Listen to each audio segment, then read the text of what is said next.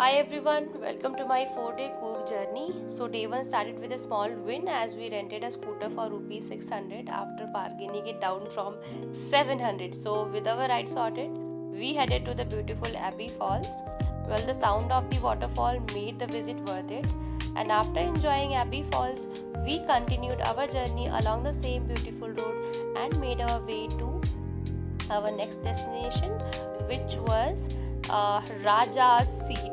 So the views from here were stunning and it was perfect place to relax and watch the sunset over the hills of Coorg as we were tired from our journey. So there was also a long zip lining activity for those looking for a bit of adventure, and this is a great spot for photography with beautiful gardens and those beautiful views of surrounding hills. It is especially popular as a sunset viewpoint where the golden hues create a stunning backdrop and the peaceful atmosphere makes it a perfect place to relax and capture memorable moments.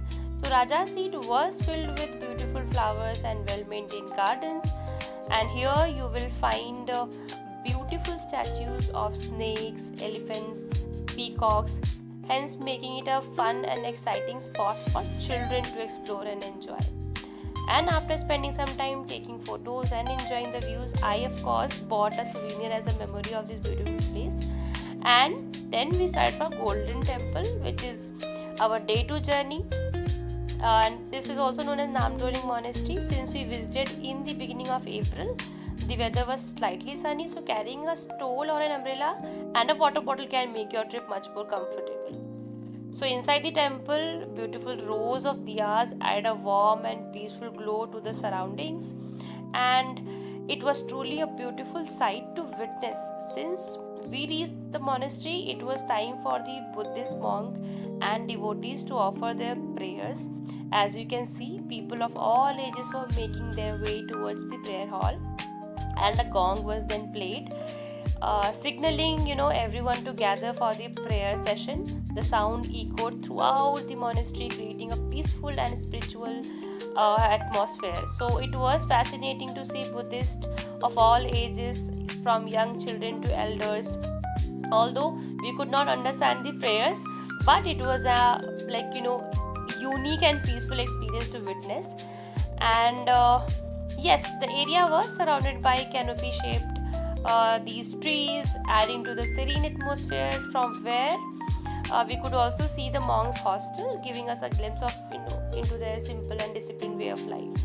And these walls were covered with intricate and colorful paintings that beautifully depicted Buddhist teachings and traditions.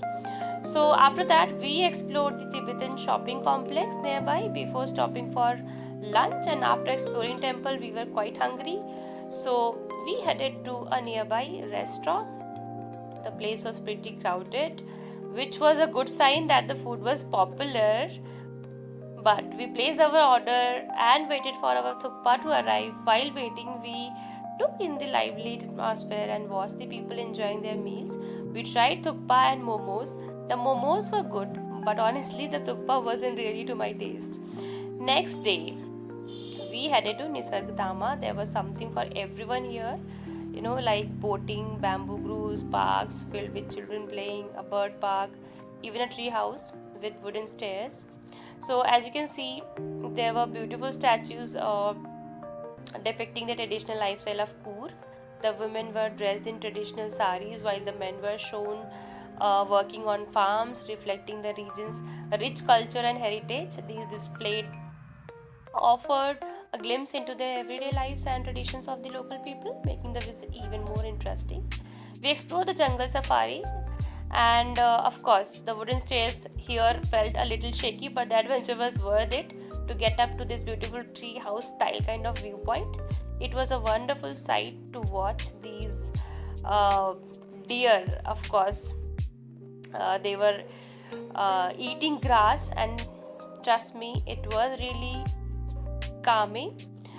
And of course, then we moved, and this beautiful stream weaving through the bamboo and teak forest was one of the beautiful spots there. The cool water, lush greenery was a perfect place for visitors. And our ride back, it started raining. We even stopped by a small lake covered with beautiful, these lotus flowers.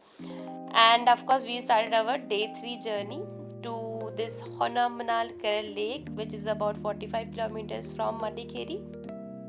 And it was incredibly peaceful and quiet, as you can see. We spent some time by the lake and visited the nearby temple.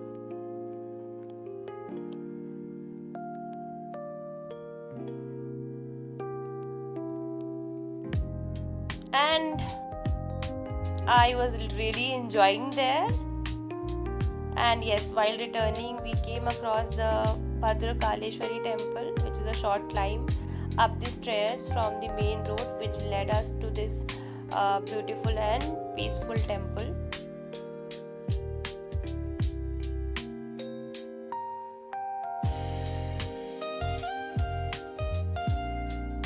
And on day 4, before leaving Coorg, we visited Madikeri Fort. The fort offers a glimpse into Coorg's history, and the museum inside houses several interesting exhibits, which we explored the grounds, admired the elephant statues, and saw old cannons that reminded us of the region's rich past. And just like that, our 4 days in Coorg came to an end. So from waterfalls and temples to lakes, forest, and rainy scooter rides, this trip gave us memories that will stay with us for a long time now.